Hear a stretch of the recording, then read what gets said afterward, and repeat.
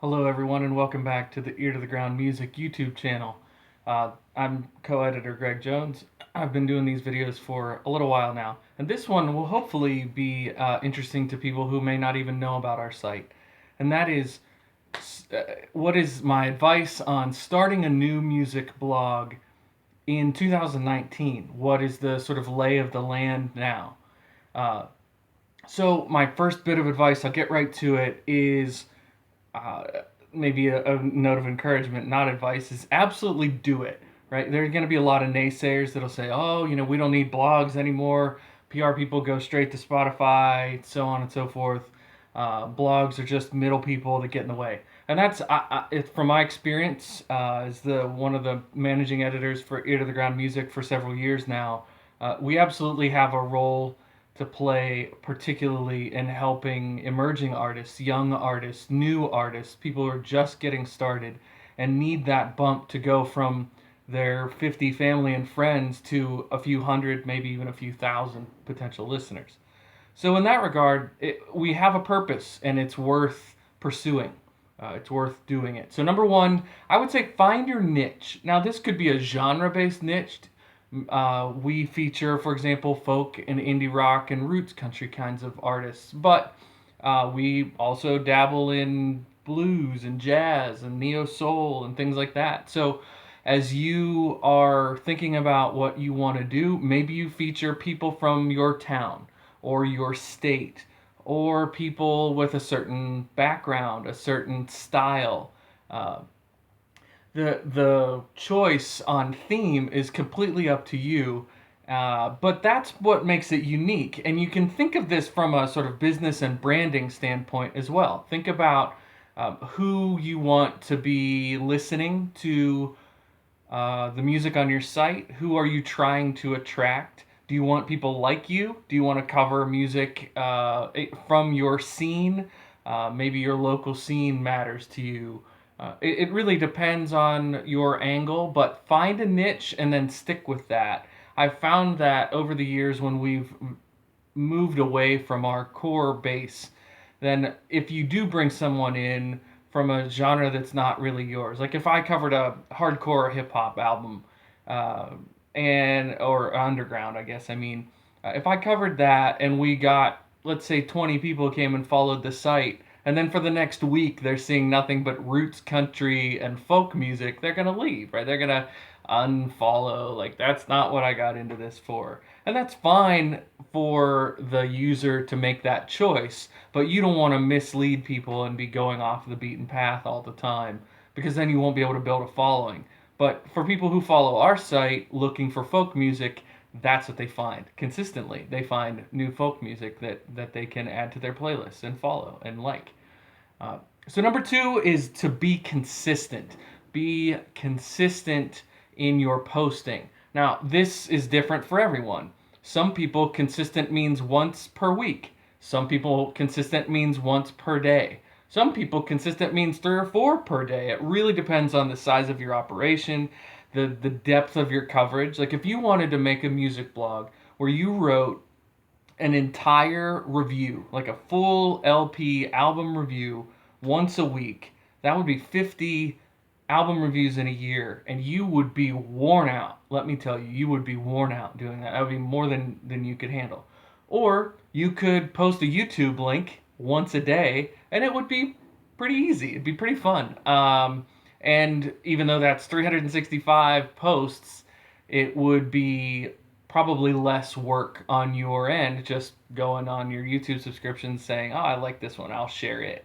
Right? But both of those are viable options in the blogging world, because a blog is what you make it, right? But I'm saying my bit of advice is be consistent, because the people who follow you, whether they want a weekly bit of content or monthly or whatever, they want to be able to guarantee, oh, it's the first of the month, we're going to get a post from whatever blog.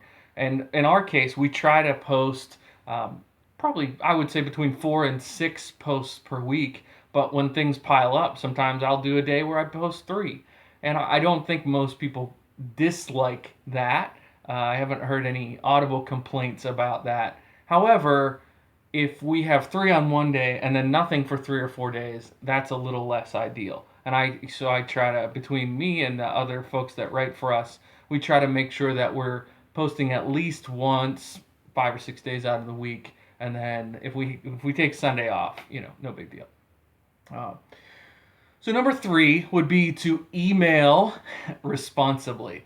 Now, I'm really just getting you to think about a shift in mindset, because when you're building a blog, you're really building a brand. You're building a media company, whether you want to call it that or not. It might seem like just me on my WordPress ranting about music, but I say email responsibly because you can build bridges and you can burn bridges. And by email, I mean actual email, but I also mean things like social media, Twitter, Facebook, Instagram, whatever the next one is. When you're using those, think like a professional, even when you're starting out, and respond to people with that kind of tone, because you never know, that artist that sent you something that you may not like right away. Be reasonable with them, because maybe their other project, maybe their side project, maybe their next project will be something that you'll love, and you'll want to know that, you want to have that connection. The same is true of PR firms. We've had the privilege of having some PR firms contact us over the years that have sent us really stellar work.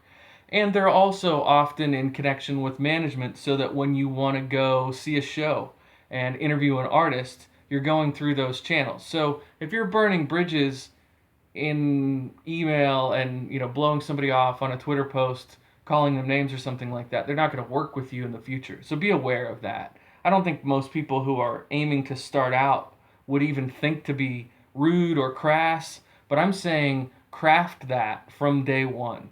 Your personality and the way that you go about doing business, because you might not start it intending it to be a business, but it could turn into one.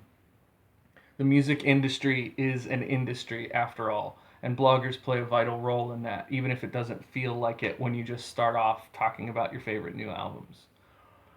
So, number 4, consistent with the last point about being responsible with social media and professional in that way. Also, I would say have a professional appearance. I'm not talking about like a collared shirt necessarily. I mean a professional appearance on your site. Now, that might mean you go on Fiverr and get somebody to make you a logo.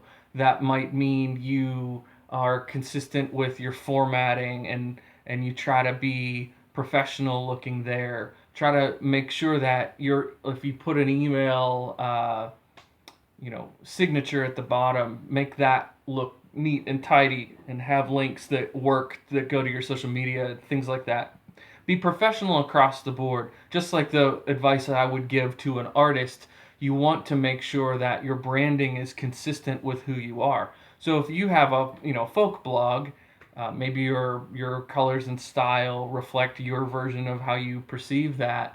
But I probably wouldn't do bright flashing, techno music in the background when you get to our site, because that's very different than the branding. Instead, we try to keep the color and style and the overall vibe when somebody goes to our site is meant to be engaging, but not take away from the artists. But that's us. And so when you make your decisions, maybe your YouTube page is consistent with what you're doing on the blog itself.